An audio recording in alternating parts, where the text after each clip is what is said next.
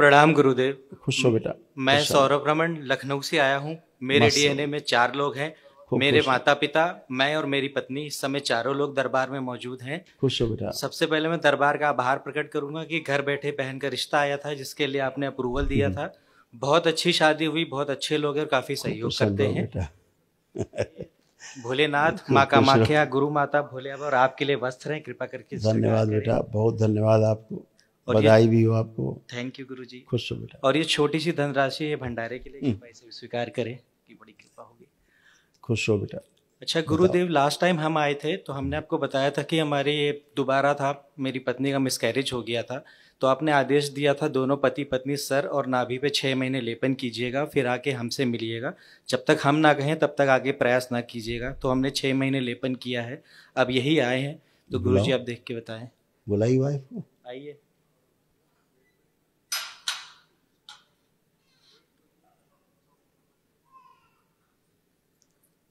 प्रणाम गुरुजी।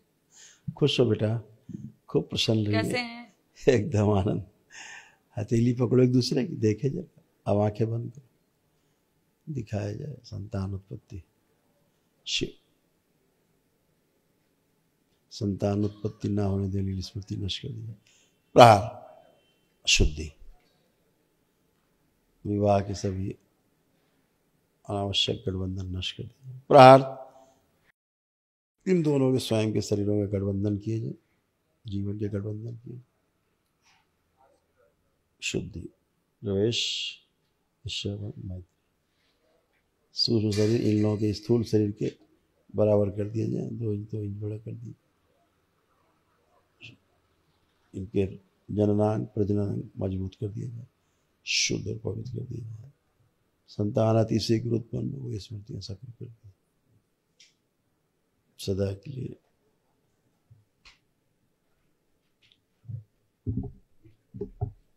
जो अंडाशय में सिकुड़न थी वो सिकुड़न नष्ट की जाए और संतान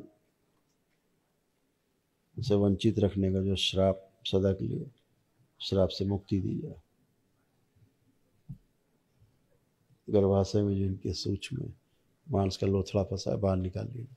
शिव सेवकाओं की प्रहार शुद्ध कर दिया जाए, पवित्र कर दिया जाए। सब जननांग प्रजनन गर्भधारण के योग बना दिया। 3 बार बोलो ओम नमः शिवाय। ओम नमः शिवाय। ओम नमः शिवाय। पहले आँख खोलो, अपना अपना बंधन खींचो।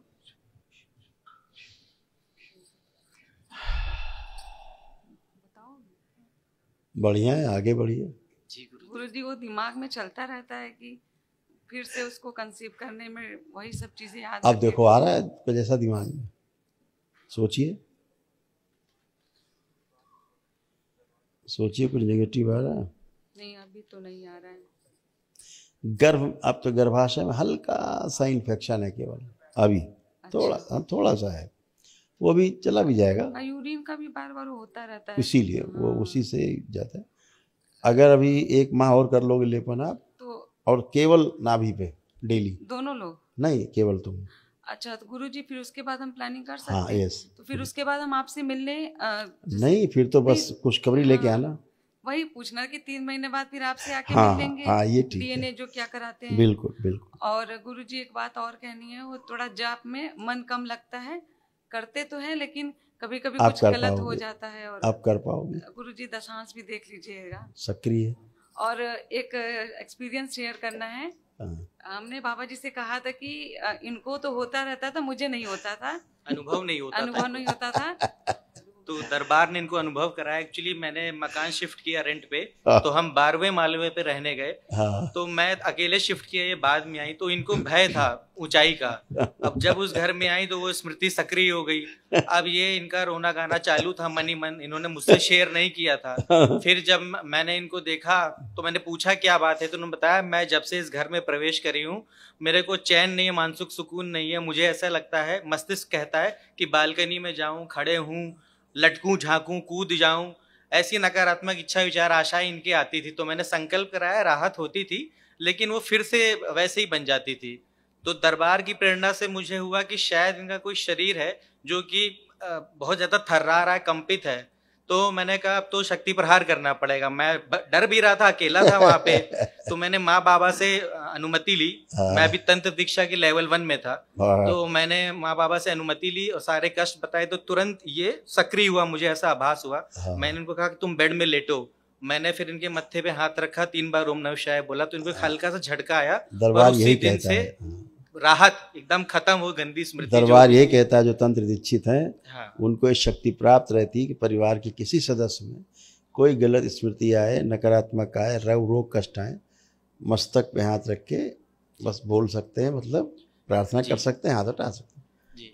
ये इच्छा हो गई कि हम भी तंत्र में और इसके आगे बिल्कुल बेटा, खूब खुश रहो बेटा, प्रसन्न रहो। और गुरु जी एक लास्ट जब मौका लगे बीच में तो एक रुद्राभिषेक कर लेना दरबार से। जी जी ठीक। और गुरुजी एक लास्ट था, मेरी माँ के जप में बहुत विघन आ रहा है। पहले जिस डायरी में लिखती थी वो खो गई, अभी जप की माला खो गई और मंत्र खो गया इनका। वो खराब स्मृतियाँ रहती हैं, कुछ नहीं है। अब तो ध्यान रखें अपना, और क्या है, माँ से माँ का चित्र रखें, प्रार्थना करें, खत्म। अब तो इतनी सरल प्रक्रिया हो गई है। हाँ हाँ, सीधे माँ से प्रार्थना करो, काम खत्म।